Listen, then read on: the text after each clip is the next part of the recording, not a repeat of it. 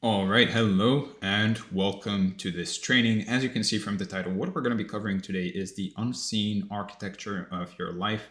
And as you can see from the overview, what we're going to be talking about more specifically is first the overview itself, the shape you're in, why mindset alone fails, the compression principle, deformation is the goal, the reshaping protocol, the review, and finally your action items for the day or the next few days. So without further ado, let's get started and talk about the shape you're in.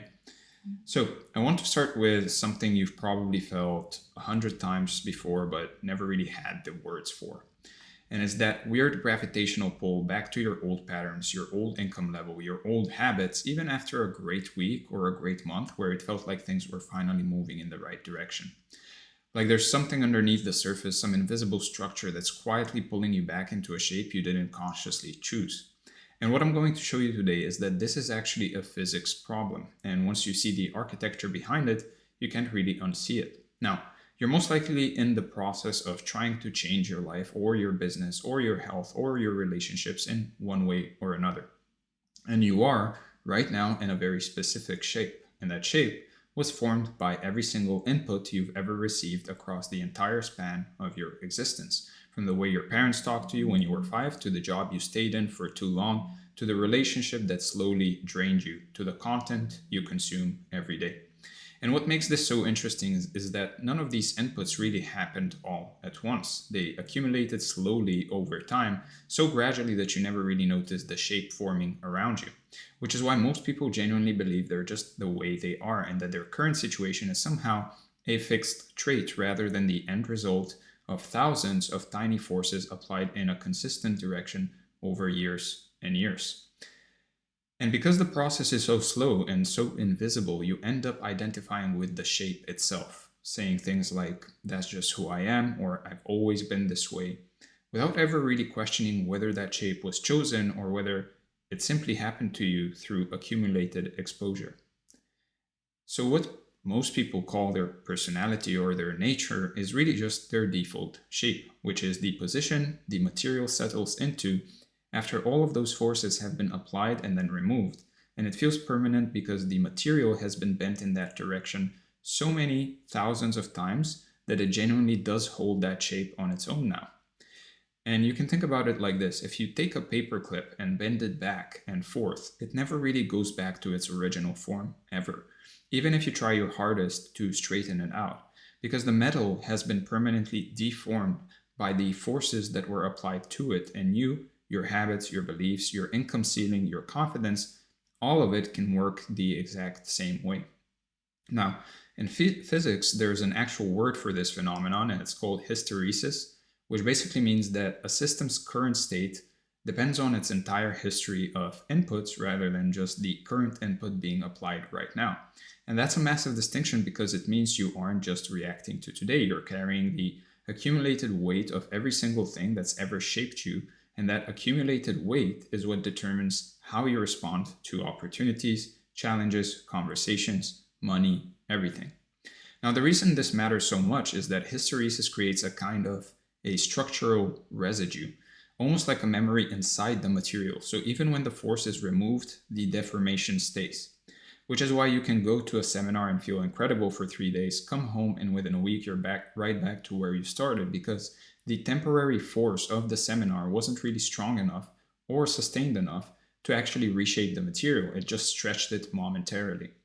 And this is really the unseen architecture I'm talking about throughout this training, because this structure, this accumulated shape, is completely invisible to the person living inside of it, which is you and me and everyone. And it's running everything in the background: your income level, your confidence on sales calls, the way you show up in relationships, the quality of your content, how you respond when things get hard. All of it is downstream of a shape you can't even see. So if you look at your results right now and you look at them honestly, like your bank account, your body, your business, your relationships, you're really looking at a perfect mirror of your current shape, because results don't lie and they don't really play favorites. They're just the output of whatever architecture is running underneath, and the architecture is the accumulated shape of every input that was ever applied to you. And just like we've talked about before, you've got this internal set point, a default setting that the system keeps pulling you back to. And every time you push above it through sheer willpower or a burst of motivation, the system kicks in and pulls you back down. And every time you drop below it through some external crisis, the system eventually pulls you back up to that same level. Because that's the shape the material has settled into, and it takes a very specific kind of sustained force to actually move that set point, which is what we're going to get into next. So let's talk about why mindset alone can fail. So here's a problem that a lot of people don't want to admit to themselves. A single thought or even a string of positive thoughts over a few days simply does not have enough force to reshape material that's been bent in one direction by thousands of inputs over the course of decades. So trying to change a deeply held belief pattern or identity structure through a single decision or a weekend workshop is basically like trying to bend a steel rod with your finger. The reason it fails has nothing to do with your commitment or your desire. It has to do with the mismatch between the magnitude of force being applied and the rigidity of the material being shaped, because that material has been hardened by years and years of repetition in one direction. So the reason your current shape feels so solid and so real is that it was reinforced thousands of times through daily micro inputs, things you probably weren't even aware of, like the way your parents talked about money at the dinner table, or the group of friends you spent your 20s around, or the job that trained you to really think in terms of hourly wages rather than value created. And each of those micro inputs was a tiny force applied in the same direction over and over until the material set. So it's really a drip by drip process, like water carving a canyon. And the thing about canyons is that they look permanent, right? They look like they've been there forever, but they were really carved slowly by a force that was small but unrelenting and consistent, which is actually good news because it means you can carve in a new direction using the same principle. And this is where a lot of people, I think, get trapped in what I'd call the fantasy loop, where they spend so much time visualizing and affirming and journaling about the life they want that it starts to feel like progress. It genuinely feels like something is happening, but the material hasn't really moved an inch because no actual force has been applied to the material, no real action, no real discomfort, no real contact with reality. And so the shape stays exactly as it was while the person believes they're doing the work. Now, to be clear, belief and mindset does serve one critical function, which is obviously that it sets the direction of force. Because without direction, you're just pushing randomly and the material gets deformed in a bunch of conflicting ways that cancel each other out. So you end up exactly where you really started, but exhausted, which is why people who hustle without a clear intent rarely get anywhere meaningful despite putting in massive hours. So think of belief as your compass. It basically tells you which direction to push. But the pushing itself has to happen through actual contact with reality, like real conversations, real offers, real sales calls, real content, real feedback from real people, because that's where force actually gets applied to the material. And then the piece that almost everyone underestimates is duration, because even if you've got the right direction and you're actually applying real force through real actions, if you only sustain it for a few days, or a few weeks before retreating, you haven't really applied force for long enough for the material to actually take a new resting shape. Which means that the moment you stop, it all springs back, and then you call that failure when really it's just physics. The force wasn't sustained for long enough to create permanent deformation. And there's this critical window that most people bail on right before they reach it, where the material is starting to bend but hasn't yet locked into the new shape. And it's the most uncomfortable phase because you feel like you're between identities. Like you're not who you were anymore, but you're also not yet who you're becoming. And that discomfort is precisely the signal that force is being applied, which means it's the worst possible moment to stop, but it's the exact moment most people do. So the real question for lasting change, if we had to boil it down, is belief times action times duration. If any one of those three is close to zero, the whole thing collapses regardless of really how strong the other two are. Because someone with incredible belief and no action stays stuck. Someone with massive action but no belief stays busy but really goes nowhere. And someone with belief and action but with no duration just keeps bouncing back to their set point over and over, wondering what's wrong with them, when the answer is simply that they're quitting too early for the physics to actually work. So, with that said, let's discuss the compression principle. So, the one variable that actually separates people who transform fast from people who stay in their I'm working on myself era for years is pretty simple. And it's so simple that people overlook it entirely, but it is genuinely the difference between someone who changes in months and someone who is still trying after a decade. Now, the hidden variable in all of this, the thing that determines whether someone reshapes in 3 months or stays stuck for 3 years, is the speed at which they cycle through action and feedback, because every single cycle of action and feedback is one strike on the material. And the faster you stack those strikes, the less time the material has to cool and harden between them, which is what keeps it malleable enough to actually take a new shape. And the best way to really think about it is like a blacksmith working metal.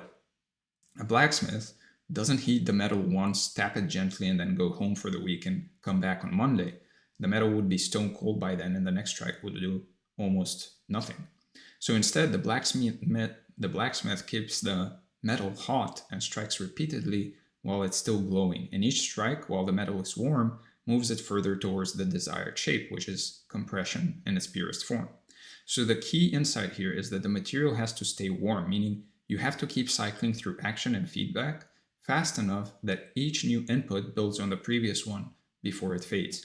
So when you space things out too much, you're essentially letting the metal cool completely between strikes, which means every time you come back, you're starting from cold again, and most of your force is wasted just reheating the material to where it was before.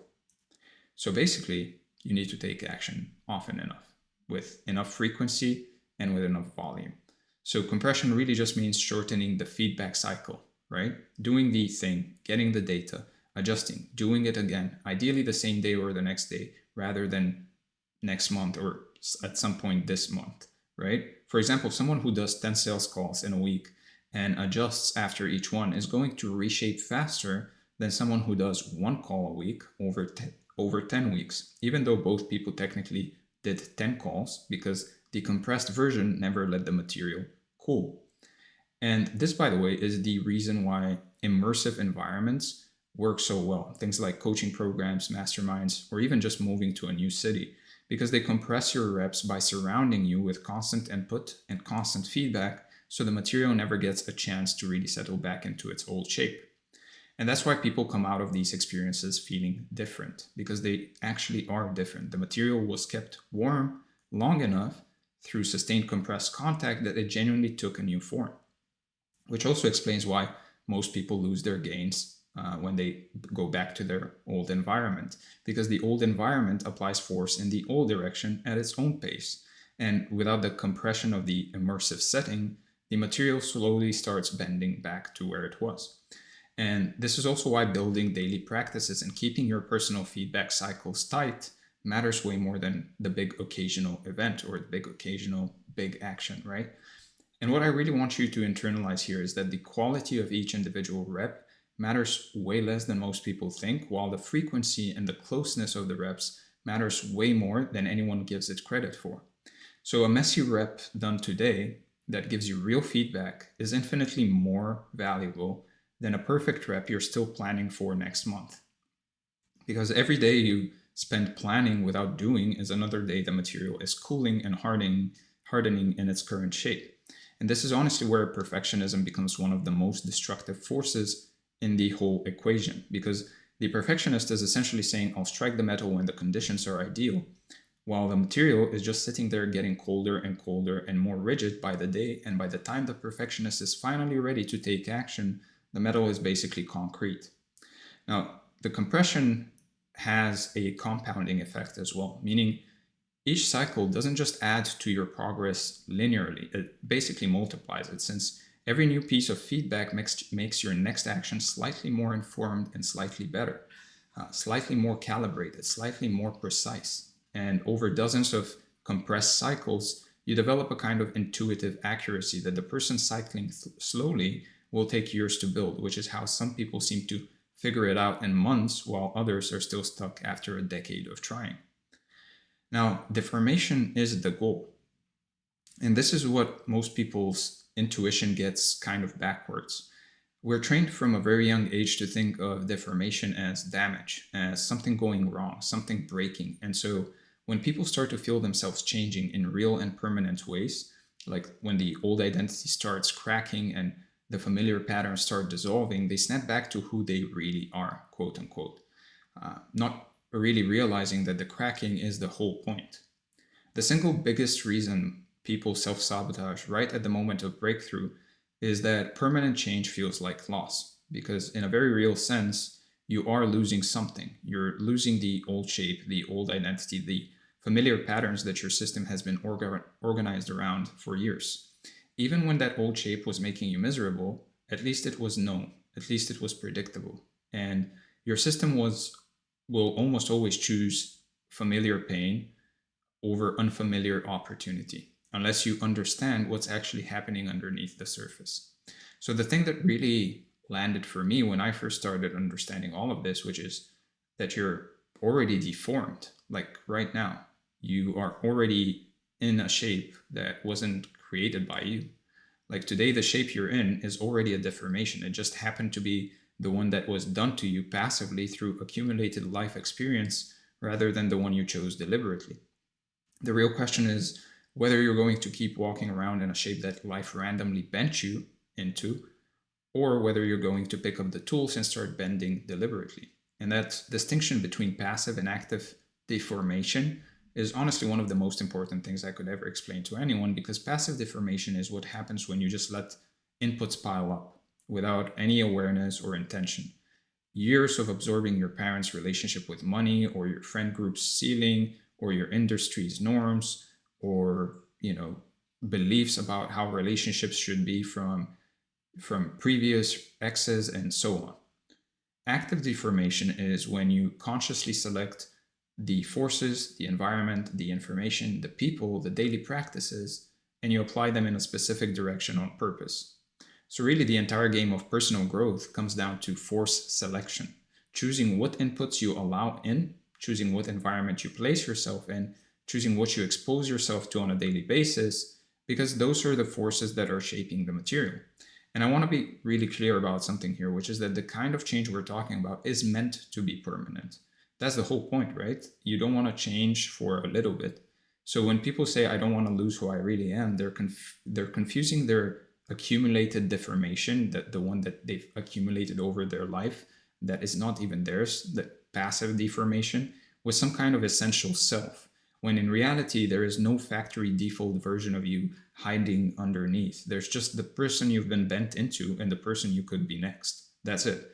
The one you build on purpose will always serve you better than the one that just happened to you by accident. And for some people, there's a kind of grief that comes with genuine transformation that nobody really warns you about. A mourning of the old version, the old patterns, even the old struggles, because they were yours, they were familiar, and letting them go can feel strangely sad, even when the new direction is objectively better in every measurable way. And I mention this because I don't want you to be surprised by it or think something is wrong when it shows up, because it just means you're changing. It just means you're getting to a new level in your life. And it's okay. It's okay to have a bit of grief or to mourn that older version of you. Just don't slip back into it, right?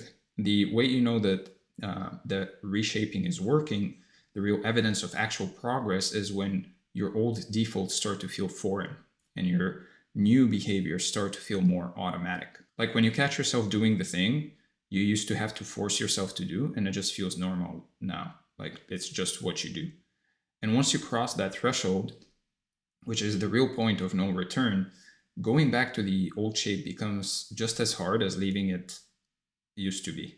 Because, like we talked about earlier, hysteresis works in both directions, meaning permanent deformation doesn't just make the new shape your default, it makes the old shape genuinely difficult to return to.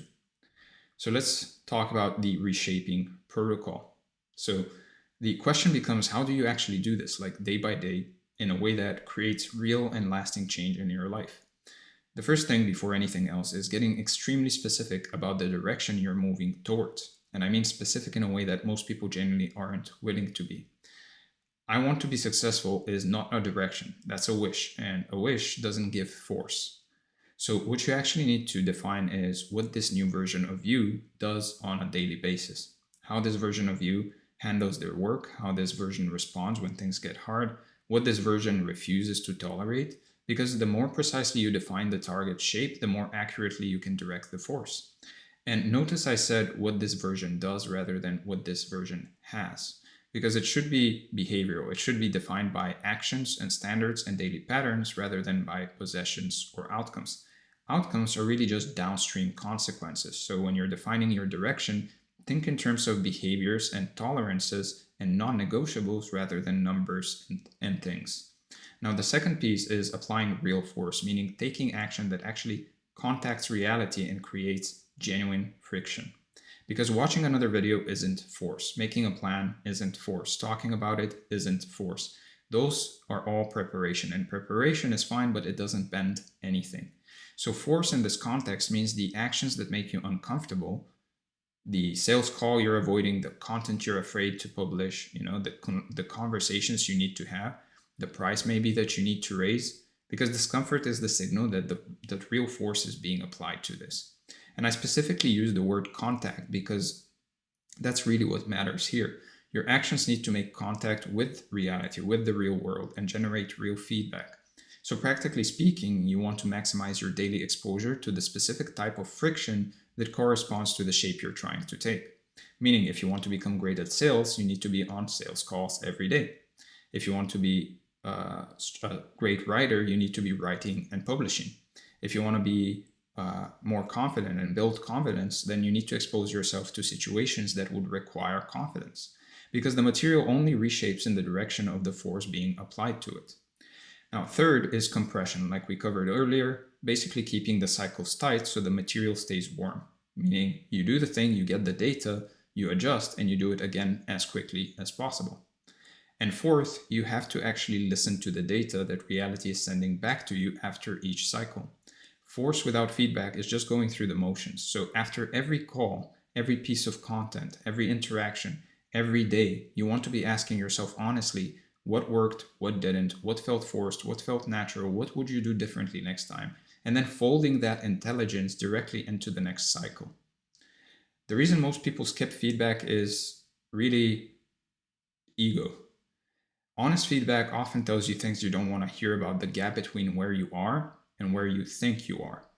And sitting with that gap is pretty uncomfortable for most people, but that discomfort is literally the information you need to refine the direction and the magnitude of your force. So people who skip feedback out of trying to protect their egos are essentially choosing to stay blind to the one thing that would make their efforts actually count, which is feedback. Now, the fifth piece and the final one here is the one that ties everything together, is that you simply do not stop until the new shape holds on its own. Meaning, you maintain the compressed cycles and the sustained force until the day you wake up and realize you're doing the new behavior automatically, without willpower, without having to convince yourself. And that's when the material has officially taken its new resting shape and the reshaping is complete for that particular dimension of your life. Then you pick the next dimension and you start the whole process again. Now, reshaping is a layered process, so you don't change everything at once. You reshape one dimension and you lock it in, and then you move on to the next. And each locked in layer becomes part of the foundation for the next one. So over time, you're building an entirely new architecture from the ground up, which is exactly how someone can become a completely different person in a single year. They weren't trying to change everything simultaneously, right? They were systematically reshaping one layer at a time with compressed, sustained, directed force. So, with that said, let's cover the review.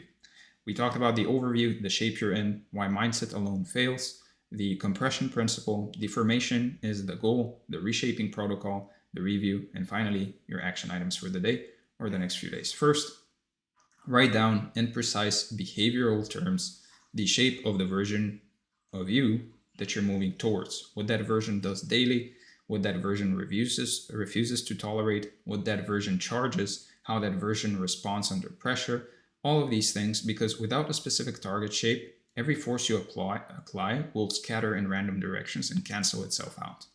Then starting tomorrow, commit to one compressed cycle per day for the next 30 days, meaning one real action that makes contact with reality followed immediately by an honest review of the feedback followed by an adjustment, because 30 days of compressed daily cycles will reshape more material than a year of scattered weekly attempts ever could. And finally, do not stop when it gets uncomfortable. Do not stop when the old shape is pulling you back. Do not stop when you feel like you're between identities and nothing feels solid or like nothing is changing, because that discomfort is the exact signal that force is being applied and the material is actually moving. And the only way to lose at this point is really to stop applying force before the new shape locks in. So with that said, I hope this video brought a lot of value. If it did, make sure to give it a like, subscribe to the channel. Let me know in the comments what you'd like to see next. If you want to work with me personally one-on-one, then make sure to book a call from the link in the description. Make sure to join the community from the link in the description if you want this document along with this training. And if you want weekly emails on how to improve in each area of your life, health, wealth, love, and self, then make sure to join the newsletter, again, from the link in the description. With that said, thank you for being here once again, and I'll see you in the next one.